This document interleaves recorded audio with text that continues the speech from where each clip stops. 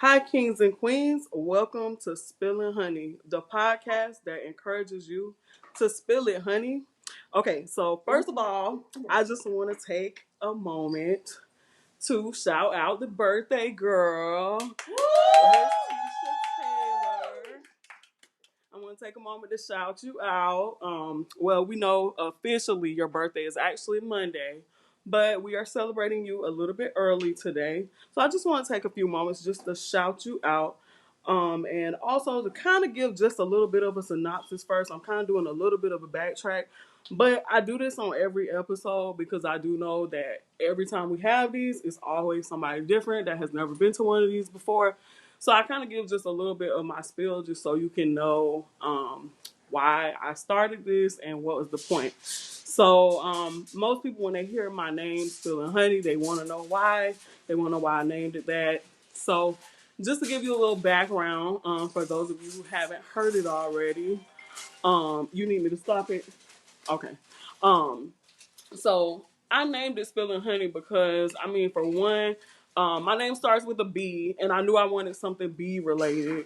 And then two, honey is something that when you look at honey, you think about it, it's sticky, and all of those types of things. So then I wanted to do something that combine those two things together. So instead of me doing like, spilling the tea or different things like that, because I knew it's already people that have that, I was like, okay, let me just combine these two things, bees and honey.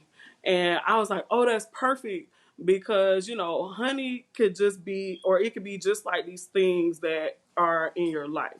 In your life, you have things that are sticky. You have really, really tough situations in your life, and sometimes it's hard to, scrub out that residue in the same way that it's hard to scrub out honey if you ever spilled it.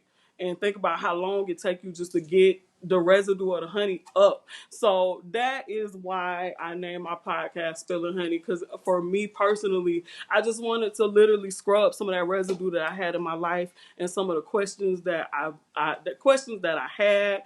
I had a lot of questions, existential questions, questions about life, questions about self-discovery. And I just figured, number one, you can't heal what you won't reveal. So if you don't say it, you can't heal it. You won't never let it go. You just keep it held in. So me, I didn't want to hold on to things anymore. So I decided to do this podcast, which was really, really tough for me. Because like I say, anybody that knows me personally knows I'm like the quietest person on earth.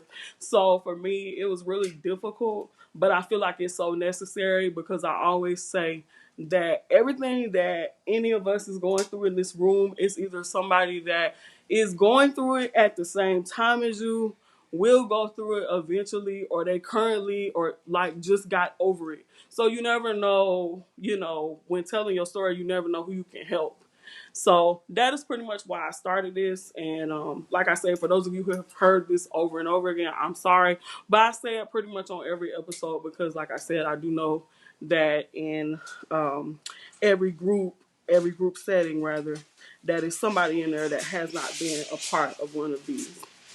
So, okay, with that said, my first question for the birthday girl, because of course this podcast is going to be more so centered around the birthday girl, being as though this is a monumental birthday for her. She is turning the big 50, even though she still looks like she like 30, because I know black don't crack, but um, for your 50th birthday, some of these questions are going to be very much self-reflective, or you know just giving a little bit of your life story. And like I said, ladies, if y'all want to chime in, if y'all want to add anything, please feel free to. So my first question for you is, as you approach your 50th birthday, what is the most important thing that you've either learned or gathered from each decade of your life? It can be something good, it could be something bad, or it could be a mixture. Um, I think for me, one of the most important things that I've gathered over these last 50 years is forgiveness. Um, Man, that's big. Um, just being able, learning how to, forgive people, forgive myself, forgive, just learn how to just, people make mistakes, you know, you know, grant them the same grace that, you know, God has granted me and granted all of us in this room.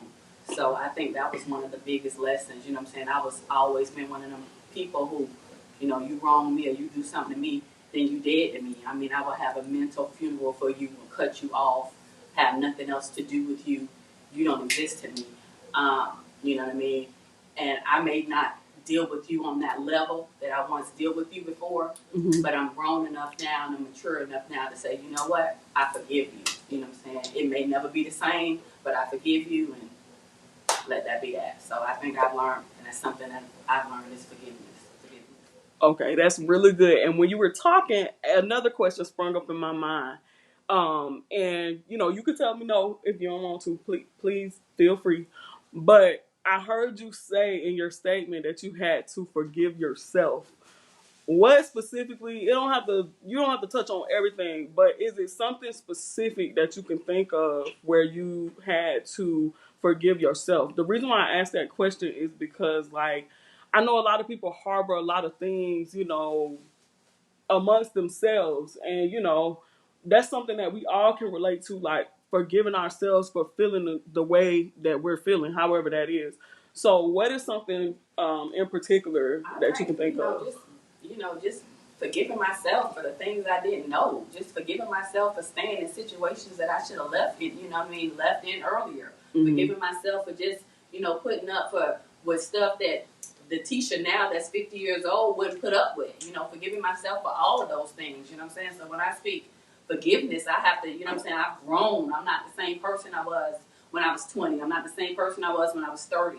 So, I literally have to forgive myself when I look back on hindsight, some of the things that I've went through, some of the things I put up with, I wouldn't dare right now to this day. So when I say forgiveness, I forgive myself for a lot of things, just moving on in life, just forgiving myself for not knowing, when you know better, you do better. Right. Right. That's good. That's really good. What you say? That's law. Right. And is on period. Look, that's on period. Okay, so what are the most exciting or the scariest things about growing older in your opinion, and why? I think it's exciting to grow older, but it's scary when I think about we all gonna leave here one day. You know what I mean? And I'm a believer, so I know that what I'm saying. I know where I'm going when I do leave here. You know what I'm saying? But just thinking that I'm gonna leave here one day, what's how it hurts me, and it even makes me emotional right now to think about. I'm such a caring person. I worry about my family and my kids, and what I'm saying. They gonna miss me, and they gonna be. I worry about that thing. I don't want them to have to feel. What I'm saying. I don't want them to have to experience that. I worry about my friends. What I'm saying. That's scary to me. That's the part of getting older. And when you get older, you have to start thinking about those type of things. You have to start, okay, like we was having the conversation about funerals and all that earlier today. We're all going to leave here one day. Right. We have to start thinking about mammograms, colonoscopy, all those type of things like that. And it's scary to know that one of these days it's going to be one of us. And I don't like to think about that. That's what's scary to me. Because I love each and every one of you in this room so much. And it breaks my heart to ever think that one day y'all ain't going to be here, or even me, I'm not going to be here. So that's what's scary about getting old for me. And that's real. And that's another reason why I asked that. Because I feel like, to me, a lot of people are like afraid to admit that.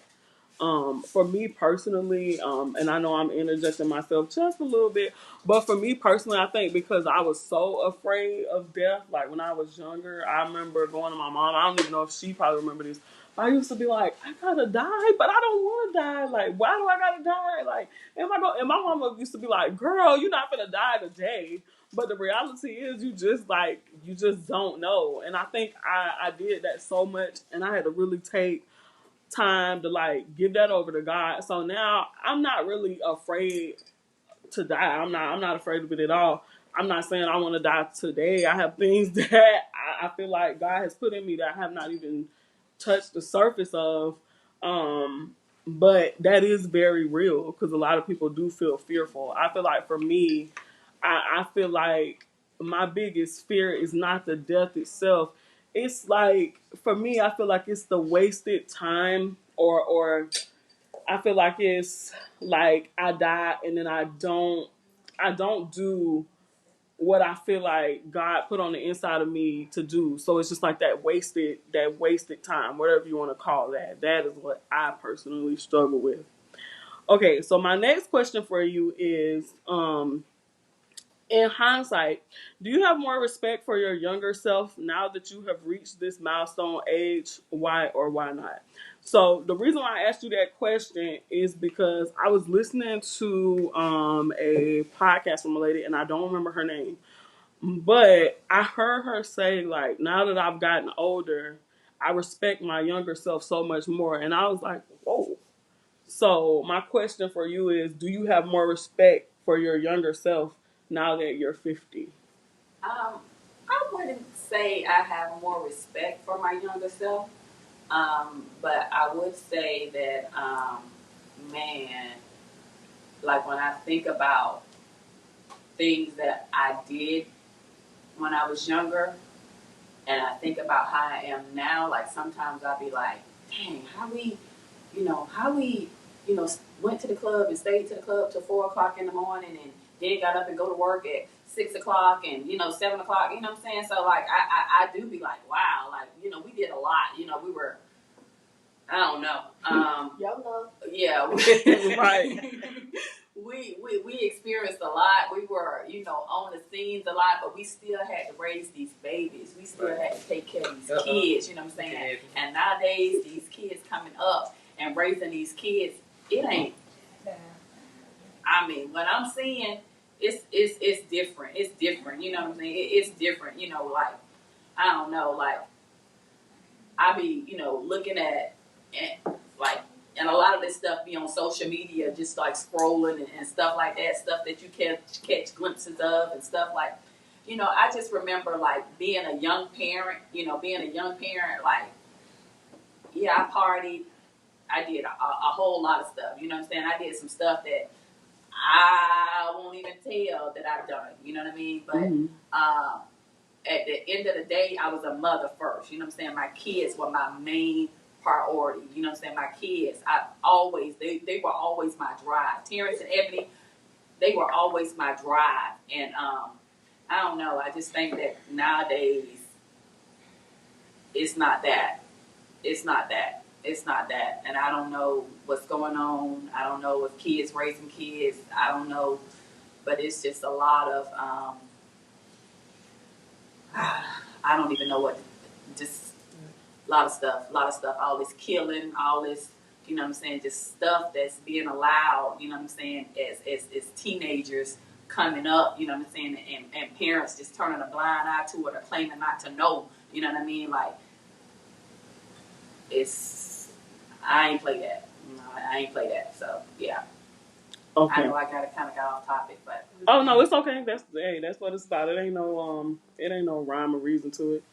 Just say what's on your heart. That's what it is. Parents trying to be their friends. That's what it is. And for me, go ahead. I also think feels like a lack of community because we tease about no new friends, but most of us here have been together 40 years and we 50. Mm-hmm. You know what I mean? And our parents knew each other. Mm-hmm. Everybody, it was the neighborhood. Right. In these days, kids don't usually go to school with kids in their neighborhood. Mm-hmm. Everything is a play date where you got to drive them somewhere. So it's not generational families being raised together or a sense of community. So being a parent back then versus being a parent because you kind of out there just winging it. Right. Mm-hmm. Nowadays, I think is very different.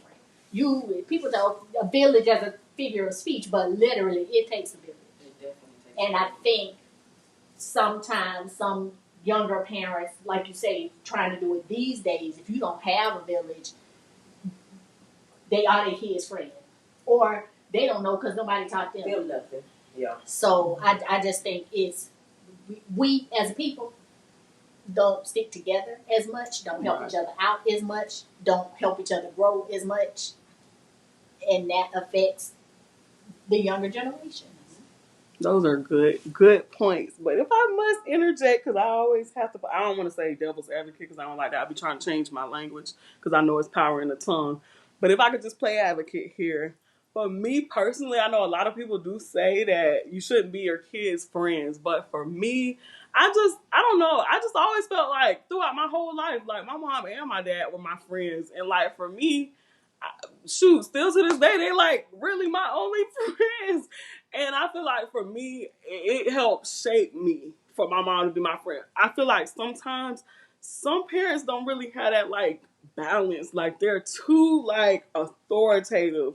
And it's just like, okay, but it's all right to kind of like back up just a little bit. Like for me, I don't feel like I was raised by like parents that were like super duper strict. I feel like my mom and my daddy, both of them were my friends. So like for me, it's a little difficult or it's a little touchy for me when I hear like people say like, "Oh, parents want to be their kids' friends." I don't think it's nothing wrong with that. I just think it needs to be like a balance. Like, yeah, I think the word is a great area. Like so with my mama, like I feel like I can always come to my mama and talk to my mama about anything. Like, my mama has always kept that door open, and I can come and talk to her about anything. But she also has set boundaries to. I'm your mama, I'm not your friend. I can be friendly, I'm not your friend. Yeah, we can laugh, kiki, joke, but I got to teach you, I got to give you a skill. She always set that boundary. Like, you can come and talk to me about anything, but just remember, like, I'm not one of your friends, like, I'm your mama, and that's just... Like, that's how my mom was. Even to this day, it's certain stuff I wouldn't say or do around her, so... And I'm grown. Yeah, like my daughter, she always said, she was like, "Mom, I tell you everything." Sometimes I'll be looking at myself sometimes and say, "Why did I just tell this lady that?" or whatever that. But I always put it out there, you need to come to me first. I'm going to tell you the truth. Mm-hmm. Whether you want to hear the truth or not. You know what I'm saying? Because 9 times out of 10, I done been there and done that already. Right. So I'm going to tell you the truth. Now, far as boundaries, yes, it is, because it's certain stuff that I probably have already told her, but she still wanted to test the water. She didn't want to come back and tell me because she be like, my mama had already told me, and I ain't listening. You know what I'm saying? So with that being said, at the end of the day, she still got that little part of her where she know what, dang, I don't know if I should tell her this or not. Because if you just thought I was your friend like that, you wouldn't give a damn. You tell me any damn thing. But it's a boundary there. You tell me what you need, feel like you really need me to know to help you do this situation. You know what I'm saying? A level of respect. Yeah. Right. Now, she's got a little older. Mm-hmm. She's actually came to me one day and it shocked me. I don't know if I probably should be saying this, but I'm not saying any names. But she was like, "No, who was the nastiest out of you and my daddy? Because I be doing some nasty stuff." And I'm like, "Is you serious right now? Is you serious? Wait a minute. I could be a little nasty." And I was like, "Is you serious right now? Is you telling me this?" She's like, I'm like, "I don't even want to know what you be doing, baby. Just look, okay, at least she felt safe enough to tell you that." She said, "I stay proud of your daddy, though." Then she say proud of your daddy. Yeah, I was like, proud of your daddy. Then she was like, "Oh, so you ain't do such and such." I'm like, "Oh, yeah, now I know I did that to one day and I get it from you." But what you said was good, a safe environment. So I think as parents, creating a safe environment is different than being my child. Like, we gonna laugh. I somebody who did not have a lot of rules. Mm-hmm. I did not, my mom was not strict. But she was my mama. I could drink with her right now. As soon as I hit 21, I could drink with her. But it's the boundaries, you know. But I didn't have. She still would throw it. I ain't one of your little friends. I still heard that. I still knew it. I still understood it. But she was friendly. She was cool. But we ain't on the same level. Maybe that's a better way to say it. My child is never gonna be on the same level as me. I don't care if you're 50, 70. I'm still the elder. And maybe that's kind of old maybe school. Maybe that's better then. Maybe that's an old school teaching. Mm-hmm. I'm gonna respect my elders to where even like my mom and my uncles, certain things they did not do in my grandparents' presence. Mm-hmm. I don't care how grown you are, you still my child. Mm-hmm. Like if one of Ranisha friends curses in front of me, she's gonna straighten them. Period. Because I don't cuss in front of my mom. Yeah, it's just a respect. Everybody different. If some kids are okay with cussing in front of their some mom. parents are okay with their kids cussing in front of them. Me personally, I don't really care for it. So so she just tell them straight up, please don't cuss in front of my mom. I don't cuss in front of my mom. If she has slipped into, excuse me, mom, sorry. You know what I'm saying? Right away. Mm-hmm. I'm 50, and if I do it, I'm better be telling a story what somebody else said. Yeah. I'm still not just free to do it. I'm uncomfortable. Yeah. It's just a respect thing. Yeah. I just think it should be a happy medium. Like for me personally, I grew up with really old parents. Like the gap was like totally different. So we had nothing in common. We did have in common comedy though. And I was a kid to where my parents were super safe, holy rollers, and I'm like, well, I like Wayne, and I'm a hot girl, and you get what I'm saying? That was my music, and it was like, they weren't as open because that was sin in their mind, okay? And so, because it can work either way, because now, when you do have parents that's older, people don't understand how much you're going to love your parents. So I do think long as you have the respect there, because like now I pretty much take care of my parents. So it's like, but we had such a rocky relationship. We have such a big age gap to where I could be a kid that probably like, I don't even talk to my mom and dad. You get what I'm saying? Like I have some kids I just aloof. But because I know what my parents sacrificed, I know how hard they work, I feel, and it's not even an indebted, it's just that's my mama, that's my daddy, I don't care, I'm right, you know what I'm saying? Even though my childhood was kind of strict, but it was more so like, they just were older, so they did not understand, like, why, what you mean you went to a club? In my day, it was much of an in my day household, you know, and so I could see both sides. I could see you have to keep a space to where your child can come to you about anything, because I probably couldn't go to my mama about sex, but if I did something in school, like I got into a fight, yeah, mama, I did it. I don't know what to do. She's gonna ride here. It's just, you have to know what type of parent you have. You get what I'm saying? Like, you have to know what they're willing to hear. You get what I'm saying? Or what because y'all are raising each other, and you're mirrors of each other. You get what I'm saying? And if they just come and tell us some shit, we just be like, wait, ma, that ain't, you know, that you sound crazy. So it's the same, you get what I'm saying? So that's just my thing. I think it has to be, like she said, respect, and it has to be a happy medium. Because if your child has no safe space, that is not. You're going to push them into, you're going to push them somewhere else. Yeah, you're going to push them somewhere else. So I could be actually with Tiffany. Everybody know I was raised in a saved, sanctified, filled with the Holy Ghost. So I know what you talk about, Tiffany, the difference in how you was raised with the same parents as Tisha. And so that probably made me this parent that was like, because I literally said, if I have a child, they're doing any and everything they want to, because I couldn't do it. Because I had to be in church Sunday, Monday, Tuesday, Wednesday, Thursday, Friday, Saturday, Sunday, Monday, Tuesday, Thursday, Friday. Something was at the church. Whether it might not have been service, but there was a Bible study. There was a choir rehearsal. My church family was my family. They were more my family than my real first cousins. I just got close to my first cousins probably since I've been grown. So my Hope Chapel family was my family. I said, when I have a baby, they doing whatever they want to. So that might be the difference in how me and Brittany are friends, because but I wanted the trick or treat. All I wanted was some candy. Why I could not go to trick or treat? I'm still that must be still anxiety. Yeah, that's a trigger. That's a trigger for you. Right now, to this day, I couldn't wait talking about Brittany a costume, because and she took me every year. What is the big deal that all I want to get some candy? And then it's even worse when you got a cousin. Erica lived with me. My cousin lived with me, and she could go trick-or-treating, but I couldn't. Erica went to see Michael Jackson, and I rode in the car. I could have got to see Michael Jackson before he died. I rode in the car to take her. She got out the car excited, and I just had to keep going. Are you serious? And Brittany probably gonna be. I remember book fairs when we was in school. And you remember, like, when you got your kid money, you gotta. Oh, real was down every flex. I had money every year. Every year. Baby, that $20 was Harry Potter was everything. Like, I'm a big Harry Potter fan. Like, I'm a big Harry. They wouldn't let you That get it. witchcraft. I bought it. Mm. I bought it. She said I could buy it. I had it for one day. She threw it out. The next day, she felt it in her spirit. She woke, and she had a conversation with me. And this is what I'm saying about the respect thing. She knew I was gonna be hurt about it. So she woke me up and she came in the room and she said, "Baby, that book, that's not a good book, baby. Those are spells, you know, and I don't want you reading that stuff, and those are spells." And I had to throw that book out the house. And I was like, "Mom, you threw my book away?" And she was like, "Yeah, I threw it away."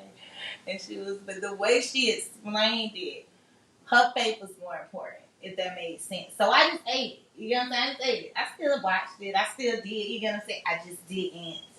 Well, at least you got answers. I didn't get answers. But this was her bridging the gap because, again, she came from a very, very holy parent. And this was all I was going to get. This was like it was new territory for her. So for her even to come explain to me, you get what I'm saying, why she threw it away, you get what I'm saying, was a lot. You get what I'm saying? At this point, my mom is probably like 50.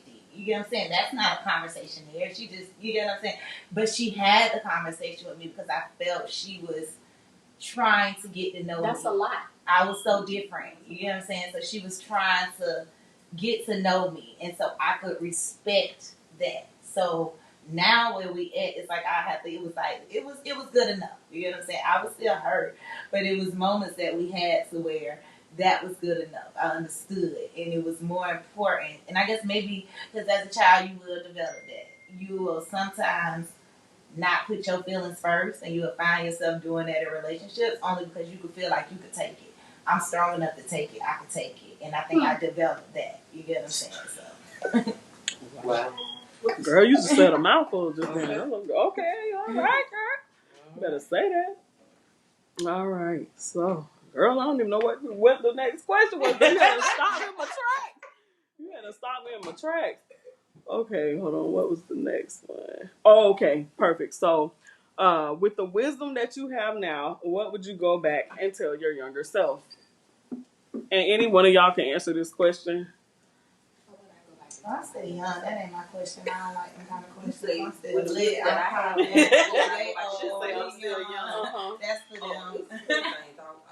And you got one for what though? What? Elaborate. Say that again. I'm sorry. I wasn't engaged. Say it one more time, please.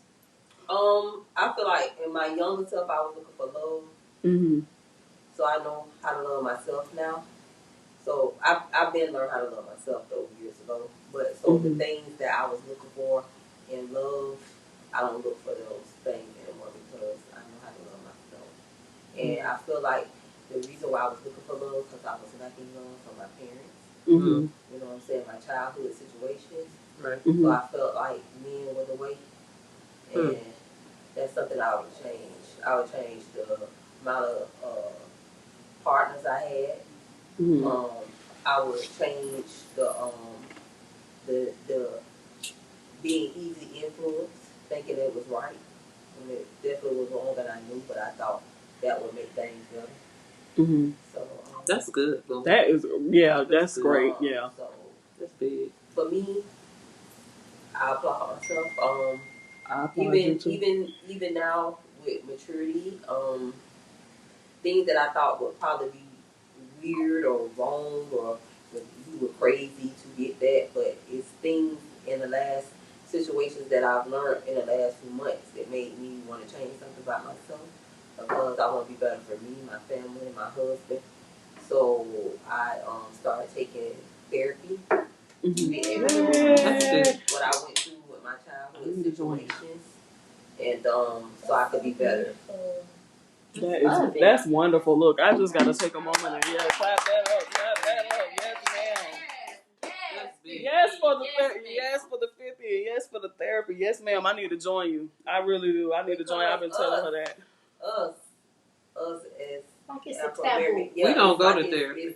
That's why I said I need to go. You gotta be crazy, but some of that stuff keep you insane and keep you here longer. Yeah. You know what I'm saying? Because stuff you be holding on. We've been talking about this forever. Yeah. Black people with that don't say nothing, and people bury this down, and That's you wonder why I why started there's this so much mental illness, because people are holding in these family secrets, and this person did this, and you got to sit there and hold this stuff in, and you wonder why half of us crazy. Yes. Yeah, that's why I started this podcast. Literally, just be able to talk it out. Yeah. Because it was stuff holding me back, and I was like, I got to get this stuff out of me one way or the other. So this was a good way, because you literally sitting here and you talking it out. It's almost like therapy a little bit for me, but I still need to go to a therapist.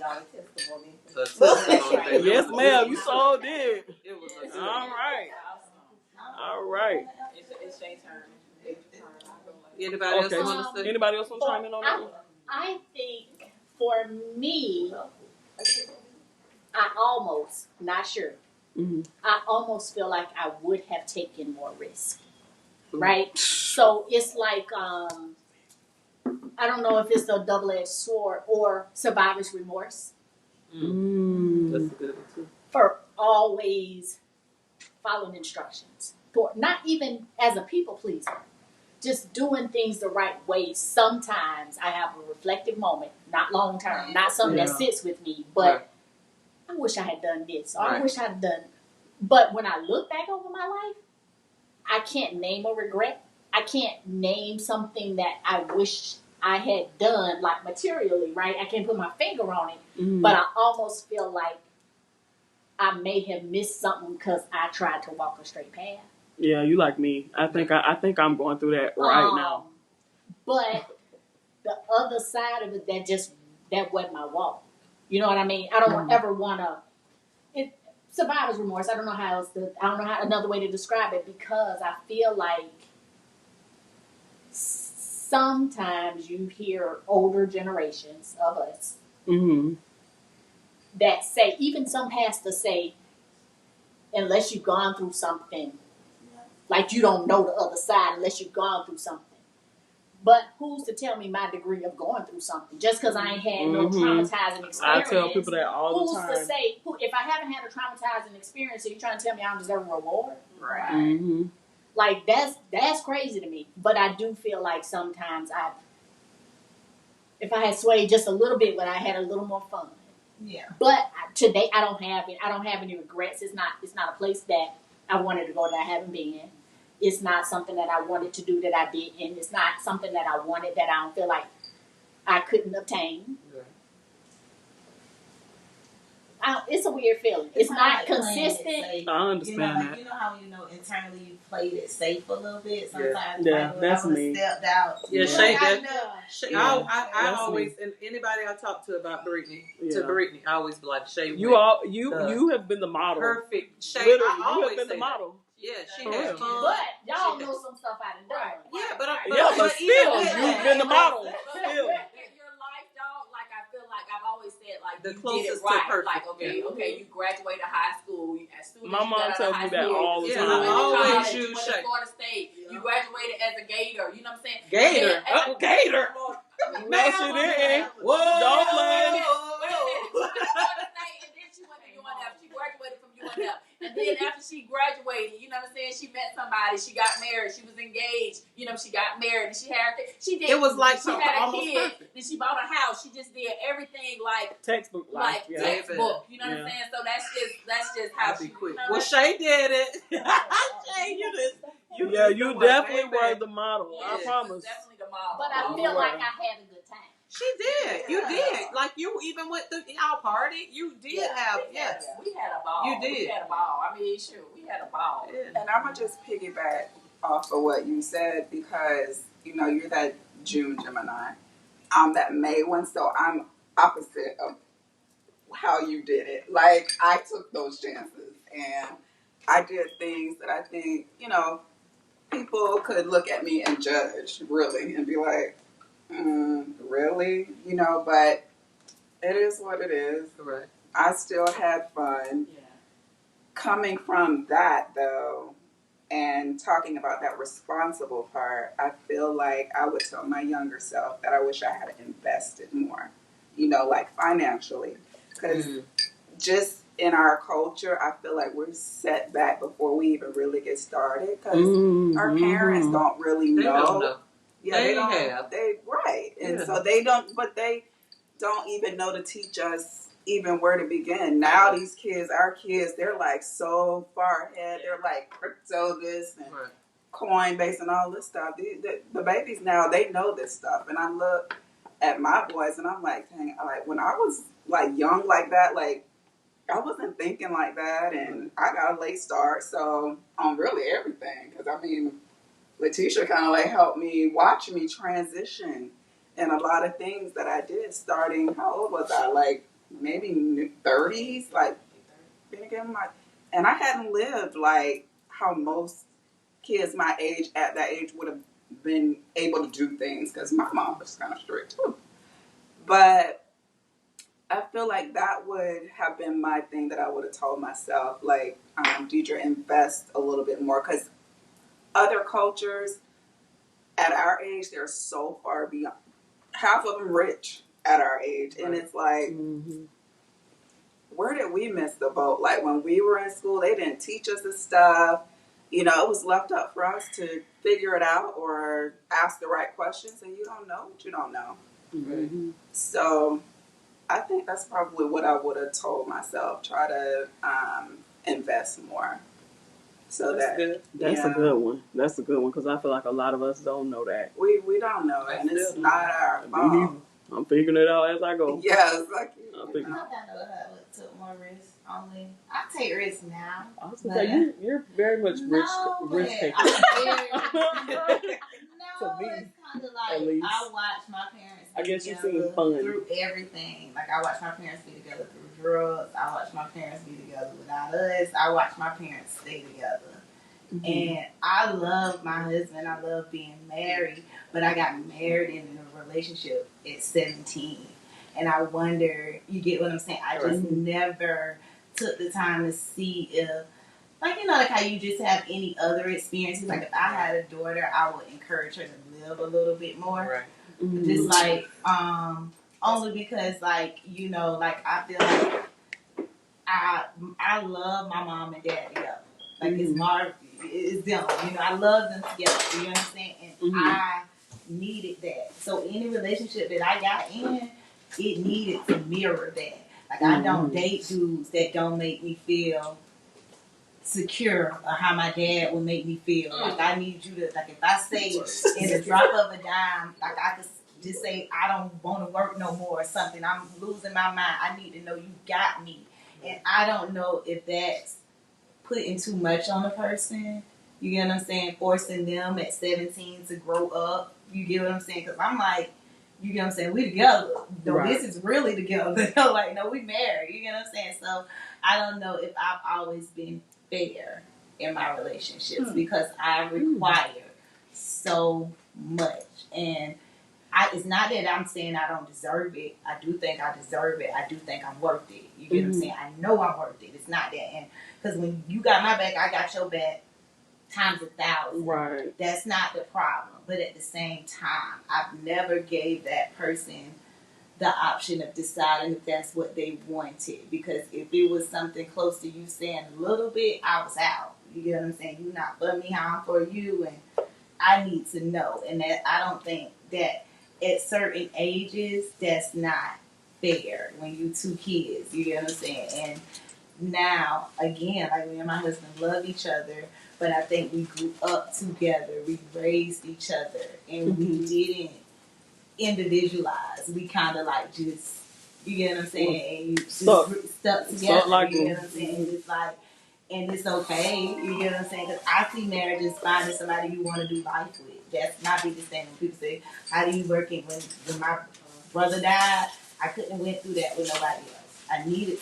I know what marriage is for me, so I can be in love some days, not in love some days, but this is my person, you know. So, but I also think if I had a daughter, I would tell her to kind of like I tell my niece right now, like it's okay to say.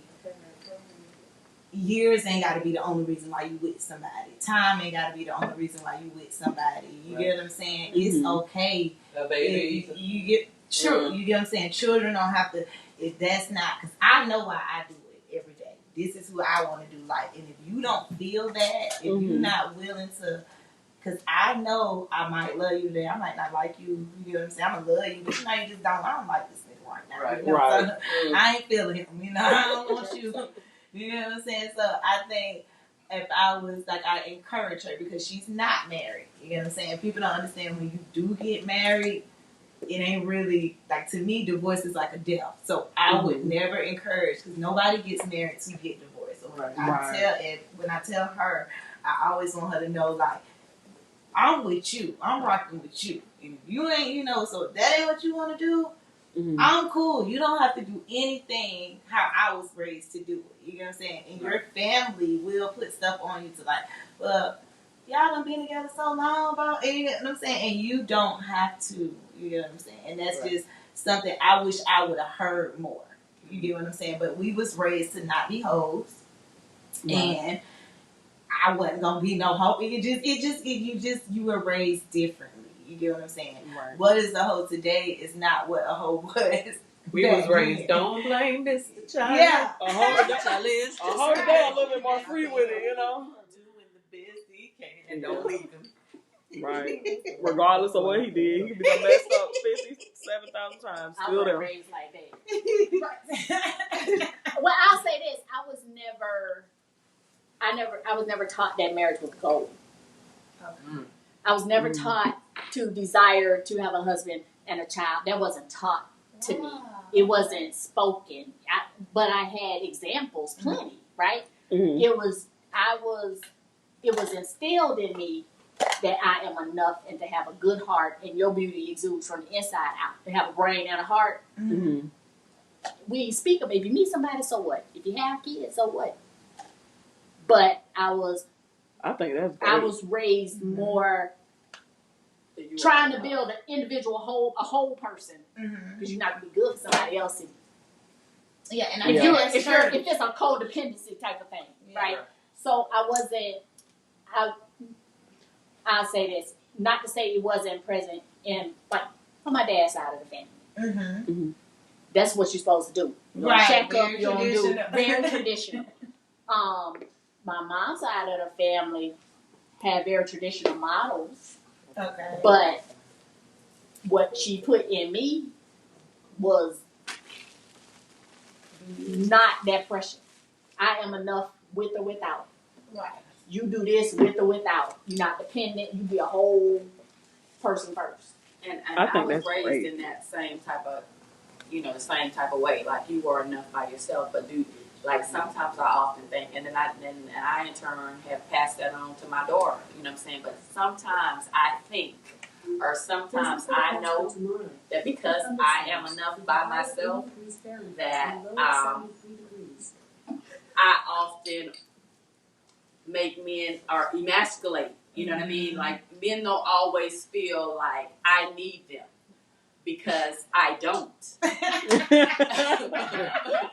You know, and I think because I was raised like that, you know what I mean? Like, some of my relationships have been kind of like, you know what I mean? Because they don't feel needed. Well, so I agree, but I challenge that train of thought, because I want to be wanted. I don't want to be needed. I want you to want me. Right.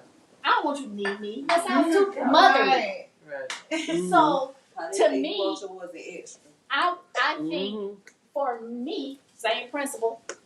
I would think me saying to you, I don't need you, I want you, holds more value, and it does not depend on how that man was raised. Right. And what he's ready to hear and how he hears it and your tongue. So, because traditionally they are providers and they are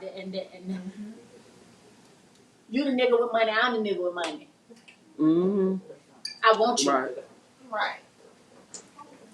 I would think that's better, but it's not in every situation. It's not, but I don't think it should be emasculating. I'm not challenging you. I'm just telling you. Choose to receive it that way. Like, I'm just again, because I'm raised by old parents.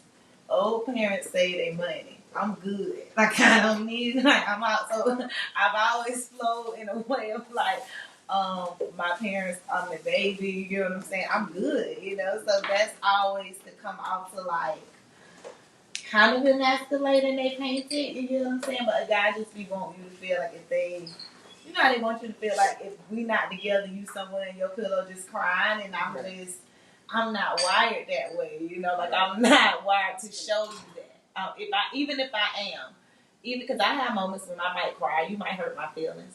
But if I don't want you to see that, you ain't gonna see it. It's mine. It's mine. Like, those are my feelings. You know, so. I'm wondering, is that like I don't know, maybe it's like a man thing. It's definitely It's hormonal. definitely a man thing. But it's the argument has been said. Do you guys feel that men, you know how they say we have a cycle and we quote unquote PMS every month? Do you think men, like the study has been made that men have it's like an invisible cycle. You just don't know your. Sometimes I feel like that, but I also think it's time, right? So as black people, right? Mm-hmm. Old school households, the man simply worked. The woman did not work outside the home. She raised the kids. So he was needed for the finances. He was the strong one. He was, you know what I mean? So, but fast forward 4 or 5 generations later, right? The men still have that mentality, but the woman works too. Right. She talks too much. But so if both of us put men, like, what we doing? Like, the mentality has to change if the roles in the house have changed. Right. Yeah, but the mentality, like you said, is still stuck back there. But we here now, so it's like it need to be a redo.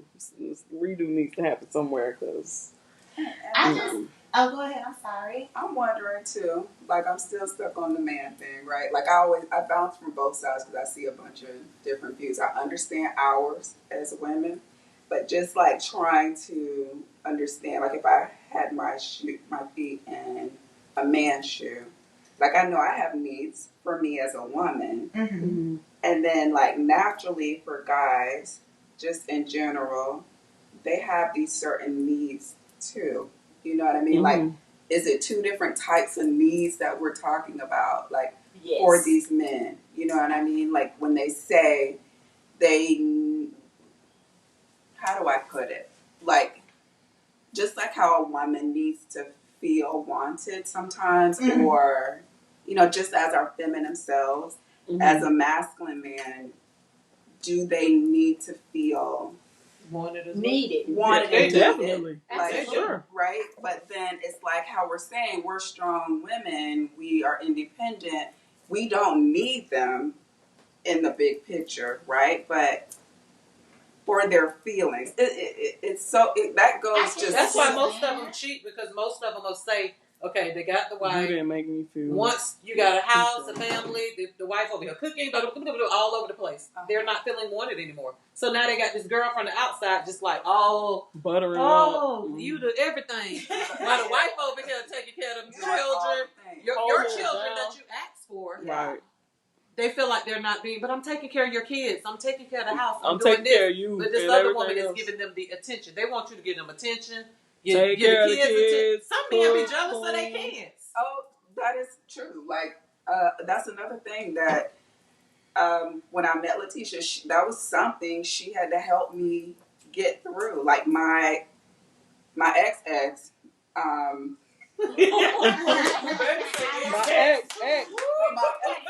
No, we gonna unpack that one. We gonna unpack that. Right. No judgment. No judgment zone. That's why we no judgment zone. My ex. Right. So, just so that everybody on the same page. Right. He was jealous of my son. You remember that? Yeah. Like, that's kind of like how our relationship started, like, failing. Because he was just jealous of my son. And there was one in particular, not both. Wow. He used one against the other to, you know, piss him off. Mm-hmm. Because he was so jealous of him, to the point I think he secretly didn't like him. He didn't say it, but like all the actions were there. Mm-hmm. That's childish. So at what point do we address insecurities and stuff? Yeah. Putting all Yeah. that pressure. And that was the thing. I think Dee Dee had never really addressed it. Like, she never really addressed those type of things, too. And I guess I could relate to it because I had a stepmom. You know what I'm saying? Coming from somebody who had a stepmom, some of the same things that he was feeling or he would explain, you know what I'm saying? Like, some of those same things are feelings that I felt as a kid. And I just kind of helped her navigate through some of those feelings. And, you know, she just... I also think, like, I think sometimes, like, you know, just say you've been with your dude 2 years, 4 years, 5 years. I'm a firm believer y'all become mirrors of each other. Y'all become friends. Y'all date. That's your homeboy. You get what I'm saying? But then it's a fine line. Like, sometimes, like, you could be real cool and your dude can tell you things like, babe, I wouldn't be that type of person, or I wouldn't do this, and I wouldn't do this, and then they slip. And when they slip, everybody around them might not catch it, but you catch it. And you say something to them about it. Like, just whatever they slip in.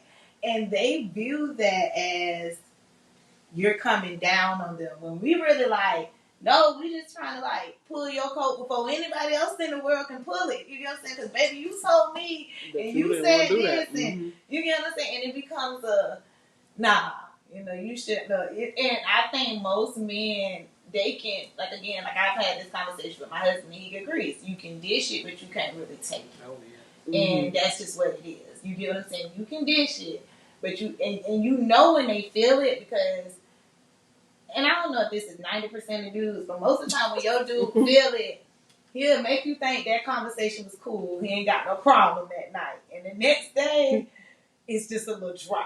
Yes. You got too much to say. You know the vibe. Like, you know, it's silent treatment, but you talking. You know what I'm saying? You doing just enough for me. If I say something, I'm starting. You get what I'm saying? So it's like, and then it's like, I ain't got no problem. What's wrong with you? You know? I can't have moments to myself. You know, they use your line. I just think that men can dish it and they can't take it. And again, like, I don't know. I think, again, you're going to end up just crossing that battle if you agree to be with that person forever. Because if you my man... Like, and it's going to happen more than once. It's going to happen more than once. It's like this. Yeah. It's like this. It's going to happen. I just think they can dish it. And it don't matter what the situation is. In any situation, they can dish it. And it could be cheating. It could be disrespect in front of company. They can dish it. But if you do that, most men just are not. You get what I'm saying? Because they see us as submissive. Right. You know, quiet. You know, so that word, not a trigger at all. But I think it's often defined incorrectly because I submit unto you as you submit unto God. Right. So if you're not doing a godly thing, what am I submitting to? But it's how it's preached. Like I learned recently when you go to church. Like I had to learn that. Like because again, I grew up with church parents. And the Bible, when we go to church, they always would preach. Honor thy mother and thy father, thy days will be longer. Mm-hmm. I found somewhere in that mug it said, don't provoke thy children. Like, yeah, I just read that. And not even just that. But thy mother, until you could even leave. Right as a child. Once you become an adult. When you go to church, it just seems like more, certain rhetorics are preached more than others. Oh, yeah. So the Bible is not... You get what I'm saying? People pick and choose. They pick and choose, and now they don't even choose. They don't even read the whole context. They just pick and choose that one passage and don't read. Like below it, don't read above it. Or you go to a church and it's like I was saying, like a lot of churches be about money, and you won't really know because you kind of go in church blind. You just think you're going in there happy, and they be like preaching towards money in a way, like if you want to get somewhere, give. You know, a blessing to me is a blessing to you. So you just have to kind of weave it out. So I just think in church be a cheerful preach a lot giver. of, in church or just in certain places in school they talk a lot of men rhetoric. So you just naturally, like I had to explain to a coworker, like black women and white women, your job is to support them, not exceed them. Okay? You have to understand, you know, if you are getting to a point, so if I'm a nurse and you're a nurse, you're not supposed to supersede me. You get what I'm saying? If I'm white, you get what I'm saying? I could be your friend, you get what I'm saying? But eventually it's going to be like, well, gosh, how do you get so good? Like, what are you doing? It's just they're wired that way. So, but that's what they were taught. You get what I'm saying? We're supposed to assist them, not excel them. You get what I'm saying? So when you excel them, that's different. So I think that it's just like we learn that. You learn to submit to your husband because there's so much of that being said. You get what I'm saying? Right. You know, like it's just until now that they've started to say we're equal. You know what I'm saying? But before it was everything we kind of come second. You vote second. They ask your opinion second. You know what I'm saying? It's just how it is. We all black women are the bottom of the barrel. Bottom. Very much. I fear for our black men. I'm more fearful for a black man, right, in the world. But ranking wise, we are Bottom of the bottom. We are the bottom. Well, Yeah, I don't the hierarchy has always been That's white why, men, That's why I don't give black men, 100% of it. white women. I don't either. I work smart, They ain't getting not it out of hard. me. I don't either. I get FMLA and everything. Because everybody that I know and I know we all over the place with this these companies. But everybody I know that slave and be doing all that, they don't get no more. And I done talked to some of them, and they done been mad, and I done found out I made more money. And you over here trying to be in front of the president and staying late after work. You getting the bear. I'm a pass. I don't care about no exceed. I don't none of that. About talking about career and working. Mm-hmm. Do y'all feel like as wives, mothers, or that you have sacrificed your career for your family? Definitely. I think I'm in a situation now to where I would stay at my job because my parents are a lot older. But I've always been fluid. Like I've been, like thank God, but I didn't. I don't think I had to. Like I live like a true millennial. Like when I say that, I mean like we don't value jobs how y'all do. Mm-hmm. And if it's not for me or my mental health, hey, hello, we mental I'm health just kids. even in a like for me, like in a relationship, right? So my husband is an excellent provider. I've never questioned whether stuff was gonna get taken care of. He is excellent. He is the breadwinner, thank you God. Mm-hmm. But I feel like there are things that I will not agree to do for work. Mm-hmm. There are things that extended times, travel, things like that I won't do because I, as the wife and the mother, continually put my family first. So could I be in a different position? Could I be making do it though? A lot? Huh? Do you want to do it though? I think that's a struggle. If I was a single woman with no kids, I probably would. You think you would want to do it though? Like, do you miss traveling? Like, because some people are you like, said if you're a single woman with no kids, you would do what now? Like, what would you elevate in her career? I would elevate. I would be more focused. So you want to be bigger? Some people are okay with being comfortable. I like money. Okay, so I absolutely like money. Yeah. For me, my job is not something I love. I love my check. Okay. So I'm not. It is truly just a check to give me money to do what I want to do in life. You're right? very driven, so I get it. You would go further. I would absolutely make all the money I could.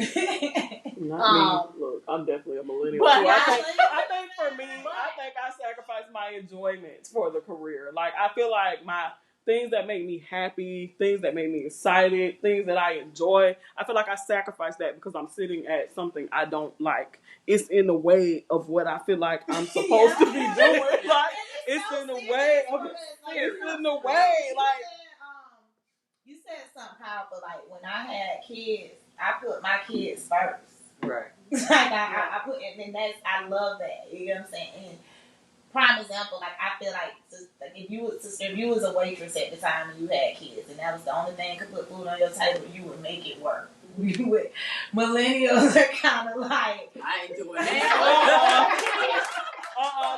This is right. But and if this ain't just like you said, my mental health. No, sorry. We've been a movie and we're right. That's evident. That be evident solution every single time. I'm just gonna go back home to my mama. I love saying I have a great support system. That is her line. My You're such a good mom. When they be like, "You're such a good mom," I've heard she be like, "Yes, I have such a great support system." I do.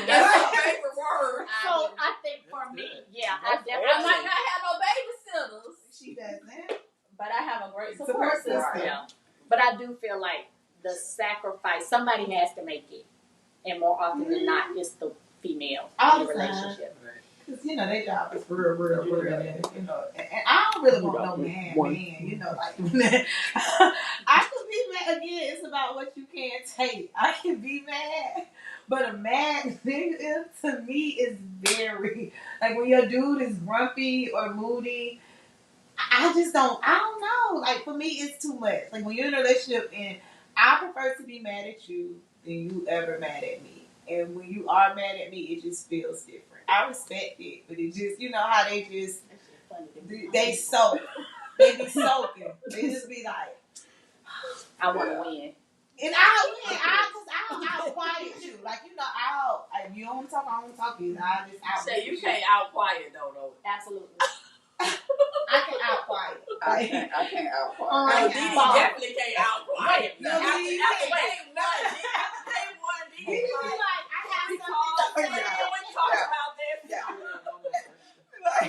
Yeah. Can you out quiet? Bitch, I can talk. I can go on you for a month.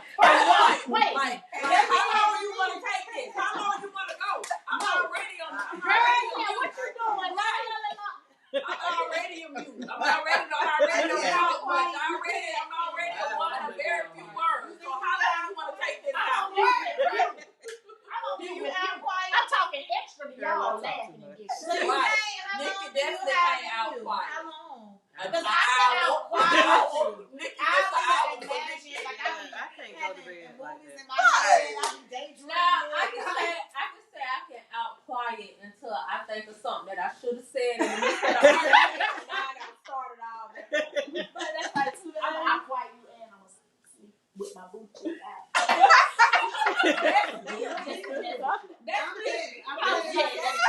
I'm walking around naked. I'm just extra. I'm real. Right now, I go get waxes. I done got waxed for no reason. No wax. Just extra. Be on my phone. Yeah. I'm kikiing with my girlfriends and everything. And then hang up. All right. Now that we at a quiet spot, I have one last question for you, or for all of the 50 and up ladies in here. So basically, and I don't mean it like that, but I'm just saying, what? Yeah, and y'all are. Okay, so basically, it's piggybacking off of the question I asked earlier, which is, what would you tell your younger self? My last question is, what would you tell any young woman that's listening, or what would you tell, your daughter, your niece, your sister, whoever? What advice would you give to us? Yes. I think the advice that I would give is it's okay to not be okay sometimes. Mm-hmm. I'm a strong friend. And a lot of times when I'm going through something, my friends don't even know it. You know what I'm saying? Because I'm the strong friend. You know what I mean? And it's okay to not be okay. It's okay to be like, dog, I'm going through it. Or, you know what I'm saying? It's okay to, to not be okay. It's okay. You know what I mean? And if you have a sisterhood, get you, some people who, you can trust, you know what I mean, who gon', you know what I'm saying, who ain't gonna benefit from seeing you not being okay, right. You know what I'm saying, because there's women out there who benefit from that, you know what I mean, right. So get you some people who gonna benefit from you not being okay, and get you some women that's gonna uplift you, you know what I'm saying, when you're not okay, you know what I'm saying, get you some solid friends. I've had the same friends my whole life, my whole entire life. I mean, Shay is my oldest friend in this room. And I've known her since kindergarten. Mm-hmm. So there's not people, I don't befriend a lot of people. You know what I mean? And that's just who I am. That's just my nature. You know what I mean? You in this room, you done been tried, tested, and you done made it. You know what I mean? Right. So, I think that's what I would tell a younger generation. If you are that strong friend, you know what I mean? It's okay to not be okay. Get you some solid people that you can depend on. And hey, you know what I'm saying? Hey, I'm not okay today, dog. Pray with me or whatever your situation is. Get you some solid people around you, and they gonna help you grow and help you be a better person. Right, and I think they have helped me tremendously. And I think the key word there that you said to get you some solid friends and tell them, you got to put emphasis and tell them that you're not okay. Because sometimes, we can hear, it's okay to not be okay. But then when you're not okay, you don't tell anybody. And then you just sit in there and you sulking in it. When you got people that literally will stop whatever they're doing to assist you in whatever you're going through, or if they can't, they'll try to point you in the direction of somebody who can. So it's important, especially for the younger generation like me that is listening, to understand, get you some solid people around you, but actually utilize those people. Because for me, I think my Virgo starts the Virgo. And then I get in my head and I'm like, oh, I don't want to bother them. Oh, I don't want to bother them. I don't want to bother them. And I be like going through it. And then I don't say nothing. I just shut down because I'm like, oh, I don't want to burden nobody with my problems because everybody else has problems as well. So it's also important to get you a solid circle, but to utilize that solid circle. Yeah, I agree. Anybody else? I would tell my daughter,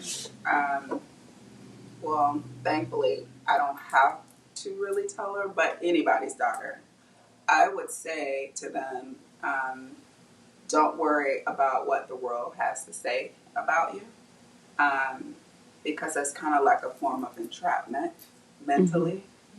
And live your life like however, whatever your happiness is, whatever it is that you want to try to do or not do or whatever, do that.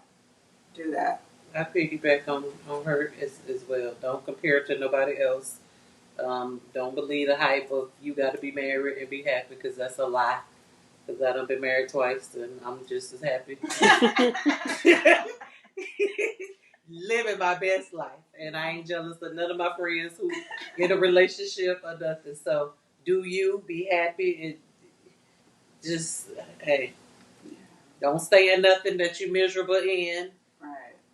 And before you wake up, it's 10, 15 years later and you could have done so much more.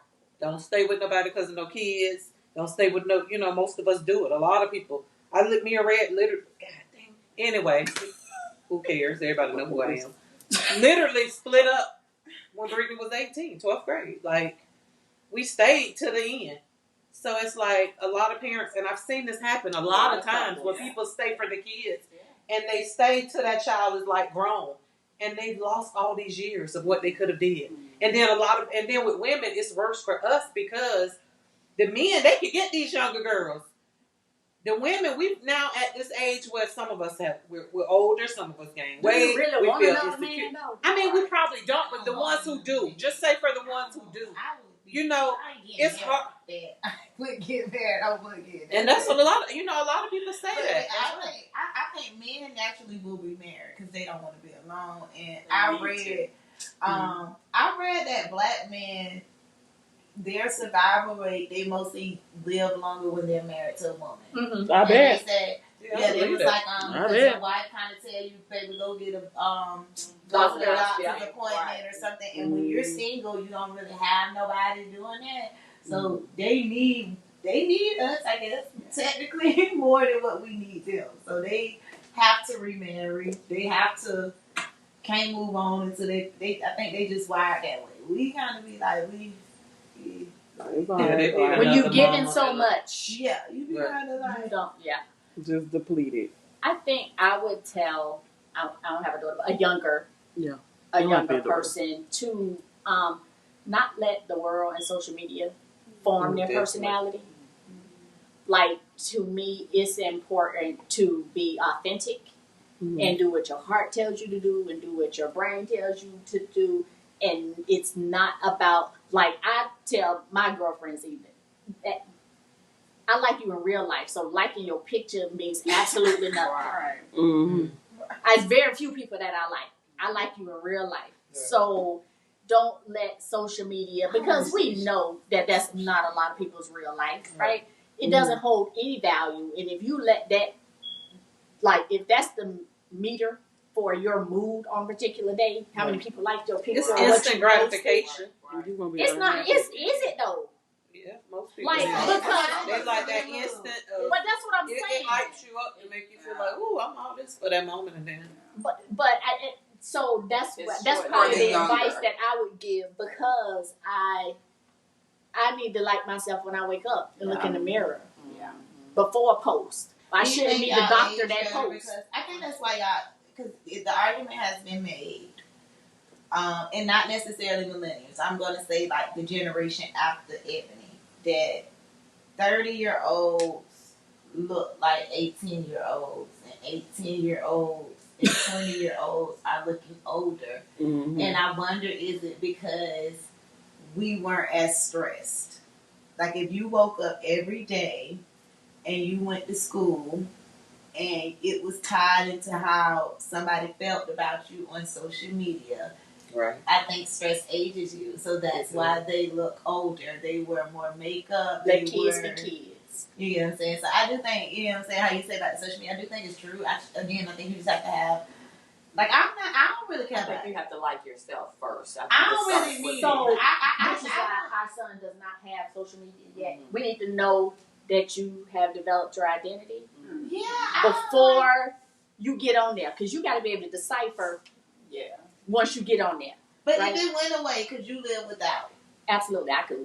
Yes, Well, absolutely. y'all, they Could could. you live without it? yeah. Could you They live different. without it? Like, could you live without it? Because I feel I could too. I think Yeah. other I don't people. think I can. I mean, I just It's deactivate that's the money. honest. I don't think I sometimes can. Just Just because, because like, social media helped me make You money. know, DB. Yeah, but no, I'm saying, like, Yeah. outside of your money. That was like outside of the money. Could you live without it? I don't know. It might be I kind of think hard. it's That's generational. true. I think It might be kind of I think hard it's for me. different. Could You you yeah. live without it? Absolutely, because you made my Instagram, but again, I grew up around a lot of older folks, if that makes sense. But I didn't have social media when we went to New Orleans. You was like, sister, I'm gonna make you an Instagram. I got an Instagram. I have a Twitter. Never had a Facebook ever. You know what I'm saying? People look for me on Facebook, and I'm like, no, not on there. You know, but I never had those things. I had maybe a MySpace. You know what I'm saying? But it was never. It wasn't never, but my friends got into it. You know what I'm saying? But I do also have friends just like me, and we just never been obsessed. I think I was right before the generation that got superbly obsessed. You know what I'm saying? I don't think 90s kids are, because we played outside. You know what I'm saying? It was different. We were outside. I didn't grow up. I was in Girl Scouts. I was a cheerleader. I was in dance. I camp, you know what I'm saying? Like, they don't do those things. Nah, I think. You know what's odd to me? And I don't want to say sad. It's odd. That it's so many people that won't post a picture without doctoring it up. Right. I think it's some type of filter, like they spend 30 minutes on a picture before they post it. So what does that speak to how you feel about yourself? absolutely. And that's why they'll be like, I be saying y'all in real life and y'all don't be look like these that. pictures. To me, that's like worrisome. That's worrisome. I'm worried about those that can't see So themselves. the argument could be They see other started people. with Lil' Kim, which would be y'all generation. Ooh. But she look like a clown. I'm just saying. She looks like y'all raised us, so Lisa y'all to me. kind of. But we ain't But I'll say this. Plastic Sorry, surgery, Kim, if you ever plastic listen to surgery, this, One but argument could be that it started with Michael Jackson. Because I asked you one time, how did y'all feel one day this man just being dark skinned and then y'all watching TV? I think plastic surgery started Was with that Dolly Parton. weird? Because I never Well, grew yeah, up. they started with dental her. Dolly Parton said this. I never grew up with Say dark. he had Y'all really grew love up with dark skinned Mike. When Mike came along, he was always white as snow. That's the only Mike I knew. You know what I'm saying? I think it's so. Back to social media though, right? We've seen that transition. We see people that do things. So nose jobs been around forever. Okay. Boob jobs been around forever. Yes. But if you take a picture of me and I don't feel like I'm cute enough to post it, and I alter it to make my skin perfect, or I alter it to make one chin, I'm not accepting of myself in my head. That's just my personal feeling. Yeah, you're not accepting of yourself. It's You're true. accepting of everybody else. Because I think, to me, I feel like with, to me, I'm not like a. I say this with a grain of salt because I'm not a social media basher. Because to me, I feel like I don't use social media negatively. So like for me, people always come at social media like, "Oh, social media is so bad. It's so bad. It's so bad." It's only bad if you use it that way. Right. For me, Right. I don't use social media negatively. You don't Social troll. media is like funny to me. You It's don't funny to me. troll. I be on there sharing memes all day Oh, and yeah. laughing. I Like definitely be that. Hey, nothing I say on social You media. said it right, I like, am here to laugh, lie, and play all day. Yeah, like social media is like funny to me. It's pure entertainment, and it also, in addition to it being funny and pure entertainment, it also helps me keep in touch with people that I don't see on a Absolutely. regular. Yes. So for me, I'm not a social media basher, but I do feel like there are, and I think it ties all into basically what y'all have all already said. It's the looking at other people's life. It's the comparison because you're looking at these people and like you looking, for example, you looking at Lil Kim, for example, using her. And I'm sorry, Lil Kim, if you ever listen to this, we not bashing you, sis. We love you.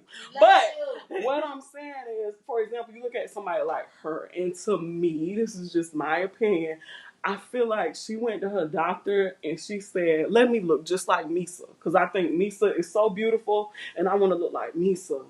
And now I literally look at pictures of Misa and Lil Kim and I can't tell them apart because she was comparing herself, in my opinion, to this lady. Just like the ones and look looking like, at like Kim Kardashian. right, and it's Everybody same look like thing, Kim Kardashian. same thing. That's what I'm saying. That's what I'm saying. You go to your doctor and be like, "I want to look like that."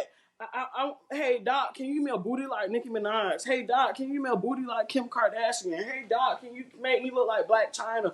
And like that's why we look at all these girls and they all look the same. They literally look like Some of cookie them cutters. bodies be botched. And I I'm just sorry, think the they argument, be like, bad again, jobs. how that she could help us, because a lot of young girls have a problem with being vulnerable. And Lil Kim makes it seem like she loves herself. We see that it's But I don't see that. It don't But- give me, I love myself. It but I gives think- me, I want to look like I Misa. don't Like, think- yeah, but I just think that, you know, but they I always think be she's saying, just gone too far. I think where they always but I think she knew she went too far, but she couldn't stop it. Because I feel like one thing about plastic surgery is like when you get it, sometimes it ain't even necessarily just And the I've heard addiction. people It's just say when you that get it it, you is have addictive. to keep getting it But they say because the same stuff thing will about droop tattoos. and drop and They this and but that. I mean, I ain't had one in years, so I think it just But depends I on the think person. It depends on who you it's get your tattoo But I done. think that's different than. So do y'all think like it? So do you think people that are altering their pictures would also alter their bodies if it wasn't a money issue? Yes, I think Yeah. absolutely. I think absolutely. I think if anybody, if we had to, like, for example, this is just my opinion. Like, I think a lot of people, and I'm not judging them. Like, I don't have a problem if you're trans or anything. But I know in like certain states, if you say, "Hey, I'm trans," you know what I'm saying, because they've gotten so much or whatever, they will pay for certain surgeries. You get what I'm saying? Insurance will pay for certain surgeries. they do. Yeah, that's why And I know feel somebody like- in California. Yeah, I do that every day. I at don't work. know. You get what I'm Gender saying? affirming. Yeah, so it's just kind of like, I think when you have a norm where you've made it so easy to get, you get what I'm saying? You don't know what's wrong, you know? And I do feel that everybody, you know, like that commercial that come on, like, have you ever went to this doctor? Did you ever get this shot? I feel Now like you that's be a part of a coming. class Yeah. action. I feel like a lot of that's coming. Like, But it's happening though if you paying For attention. people to alter their body, everybody would have their bodies altered. Hey, me, look, Everybody hey, would have it I'm altered. open book. Me, Baby, I- let me get some I- money. I'm sitting right on somebody's I'm table. scared of doctors. Me, so I would, even though like I'm a person, I really want to get my boobs done. I see them with their boobs done all the time. I really would love to, but I have a fear of doctors. So me being like under anesthesia and all that type of stuff, that's what'll cut it out for me. I got a In a pair of perfect doctors world, too, if I but can give me snap some my money, boy. fingers, I'm going. you get what I'm saying? Like just if I can snap my fingers and say, yeah, I want bigger boobs. Like it's a dental cleaning. Yeah, You could you know go what that I'm hard. saying? I probably would, you know what I'm saying? But in anywhere, I'm just a person that is what deterrens me. I think it's only 25% of people that feel that way. 20%, you know what I'm saying? Most of them people eventually get talked into it. Dog, it's fine. I done did it because they got so many friends that did it. So like for me, it's Don't my always work reaction. I out for love everybody. food. Mhm. So even if money wasn't an issue, I wouldn't do it because I know it's coming back. You gonna Because I'm not making a life change. Baby, I'm sorry. I'm gonna be like K. So Again, I'm gonna be like K. Michelle. You know, K. Michelle's like, baby, I don't work out. Table. Right. It would have And to I be- know people just say, I'm going to keep doing it. Right. Because they got Because I'm going to keep eating bread. I'm going to keep eating rice. I'm going to keep all the things I love. And I'm a Right. And then- so I'm gonna eat. And then I am as far too, as but the I'm going on somebody's table So if I I'm got just some gonna money. get as far as like the filter, Right. I mean, I ain't sat there no 30 minutes. I just swipe to the left or right or whatever it is, maybe once to change the picture. But it wasn't even just all that. Sometimes, like, say, for instance, if you just out and you just didn't put on makeup that day. I just wanted to look smooth. It wasn't about, but I don't feel like I alter my picture to where somebody going to see me and not know who I am. I have seen some people. I know people. Like I chin know line, people. I was going to say, I know people have an app. I know people have an app. Well, they that pay literally- $9.99 a month to They make themselves pay look that. good. I know a lot of Yeah, like people be paying. Yeah, people be paying for Facetune and all that stuff. It makes your waist. You can do it where it makes your waist Get hurt. out of here. Yeah, Say for real. different reasons. How she was saying monetarily. Like if you're an Instagram model, you probably have all of those paid apps on your phone. Right. Because you have to. But you Instagram model look great on Instagram. Do you look great in real life? No, some of them don't. They don't. Wow. But Some this of them is look money. It's a job. But the thing is, hold up. What I'm saying is, I was an Instagram model in 2009. Okay, this is not me personally, but just as a person, I was an Instagram model in 2009. I was popping. I done had 3-4 kids now. You get what I'm saying? But my pictures are still vibrant. And now it's apps to where all I gotta do is take my face, you get what I'm saying, and put it on, and I still gonna make my same money. You get what I'm saying? I ain't worked out, I ain't That's true. catfishing. Now, I know Yeah, that. you're catfishing, but what I'm saying is, if that's your brand, it's like, it's no difference. It's like if right now, like, if an artist gets fat, they're not gonna put them, like when Janet get fat, before she go on tour, we see Janet lose a lot of weight. Right. Beyonce too. Right. But before they lose their weight, they ain't gonna put the fat picture. They gonna keep posting. They're gonna post all the past Filters. pictures. Basically, what she's saying. They're gonna still get brand deals. She's still gonna get paid because that's what it is. So I just think it's then. But I think certain people though, when you're on a dating app and you using your 2009 picture, that is totally fucking unfair. Right. That's Right. that is so. Yeah, now that's real catfish. On the dating app, I want to see. Wait, me and we just talked about going on one. What the We like scared I've though. always wanted to see what the questions were. But I know Strange people things. go. A lot of people Like go. what's that girl name? I know people did. A lot of people. Garcelle. I sent it to her. Garcelle, Fancy. Fancy was paying. I feel like she knew, but I sent the t-shirt. Asked her opinion. She said she had done signed up for this dating app. The dating app. I don't know why it would, but it puts her card on file. The dating app had been charging her card like $300 or $400 a month. She said she didn't know. Now she is a rich woman. Maybe it was just something. Rich people. $8,000. Yeah, She never- baby, clearly you rich. Yeah, I'm Because not saying, but $300 a you gotta month, pay for a I dating can app. feel She that. hadn't got up to like $8,000. Oh yeah. You definitely rich because when you don't feel 8,000 from the Right. Right. I wouldn't be paying. But then also get everybody done because they like you losing your man to somebody who got their body done. Yeah, but then a lot of times it's crazy though. But she can't cook collard greens. But then a lot of times Bernice look like she cook a little bit. I don't know, she like she cooks a little bit. Yeah. I felt like he was gone. I felt like she was gone a little bit when he was with Bernice. Like he was gone a little bit with Bernice. I think she look like she. I think she could cook now. I don't know. I'm not a super. I like her, but it's just I don't know. You know how somebody has something you just I don't know. I trustworthy. don't think she got that. I think she real pretty to me. But I don't know how She real I pretty to me. She feel like a about good her. representation Like if of the dark skin I girl. wholeheartedly, you're just turning 50. I will have a problem with you dating a 22-year-old. I would have a problem. Drea. That's just me. I would have like if you said Drea to in the me, basketball player. sister, I'm having fun.